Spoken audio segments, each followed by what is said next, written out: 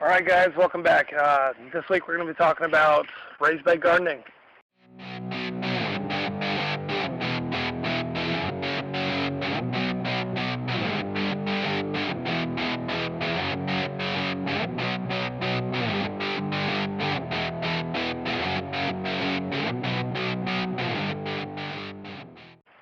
Okay, so this is the second time I have to do this video. The one that was set to come out was more so about ground cover and doing a tarp as a weed barrier.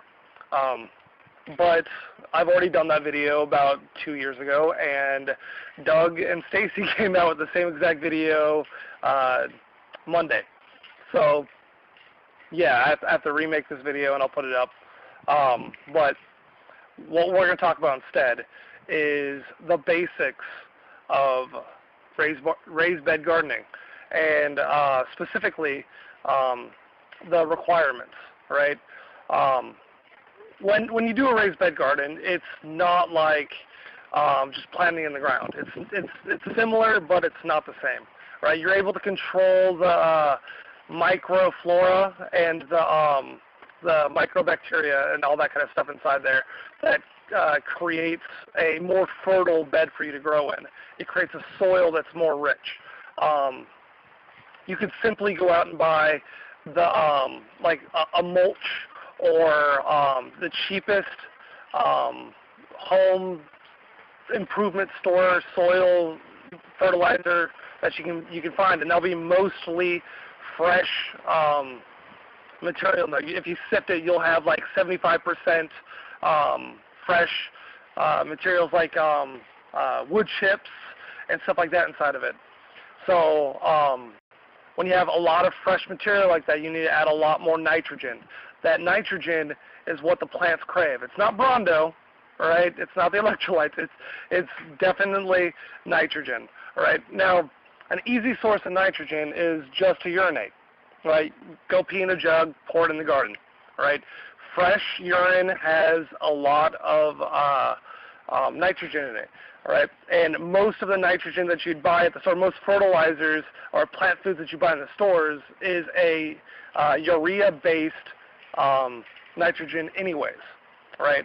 Now, if you let nitrogen go too long, or if you let urine sit there too long, right, it will convert to mainly ammonia, right?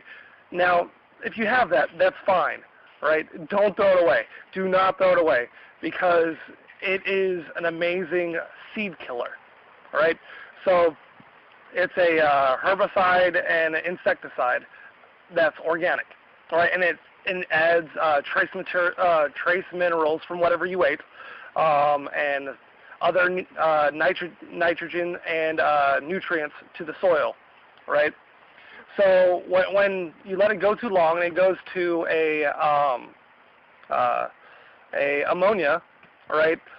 I added in 50-50 to my bed, right, and kill off all the seeds that are starting to sprout up, so I don't ever have to pull weeds. Never have to pull weeds. All I have to do is pee in a jug, all right, pour it in the bed.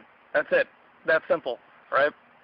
Now, when I make my raised bed gardens, all right, you'll notice, like if you go back and watch the videos, I dig a deep hole under first, right? We have really thick clay here, so that clay will hold a lot of water, hold a lot of moisture, and the roots from your plants will go down and seep into it. So if you have to leave for a few days, their roots are right there at that water level inside of that little clay bowl, you know. And then immediately after, I fill it up with sticks and twigs and all that, so that all that can compost. And then I fill up the rest of it with a mix of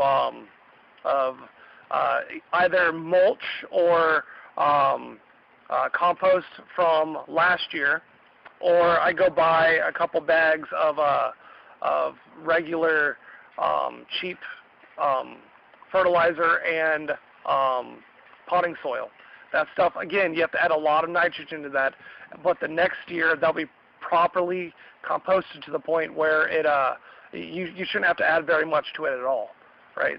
The next year the soil will be a lot better. I also add in perlite or vermiculite so that it aids in the drainage. Right, a lot of plants don't want their roots too wet. Like the stevia over here, that stevia needs to be well drained. Right, you need to water it heavily and then let it drain completely. Well, that's also okay. We'll talk about it in another video, but when you organize your beds, you want to make sure you have the root requirements for the individual plants that are in there that match, all right? The tomatoes and the what is that, cantaloupe right there, and our cucumbers all need more water than stevia. Stevia actually suffers a little bit if you overwater it. So our stevia is doing absolutely fine, but if we were to water, like right now I'm teetering on that how much water do I add in thing, and I have that bowl underneath it for the roots to go down and take the water up from. So that right there helps tremendously. So all of my plants right here are flourishing. They're doing absolutely fine. All right. Let's see.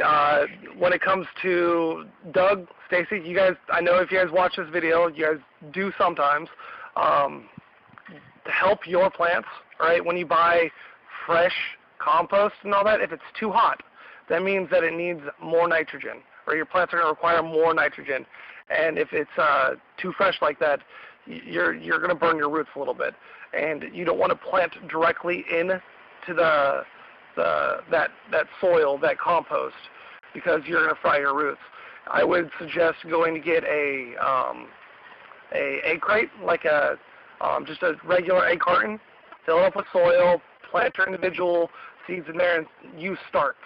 Going from starts gives you a way better chance of survival for your plants when it comes to raised bed gardening. That's it for this time. I'm going to go ahead and actually go back here and harvest some of these cucumbers and make pickles and all that. But I'll see you guys next time. Have a good one.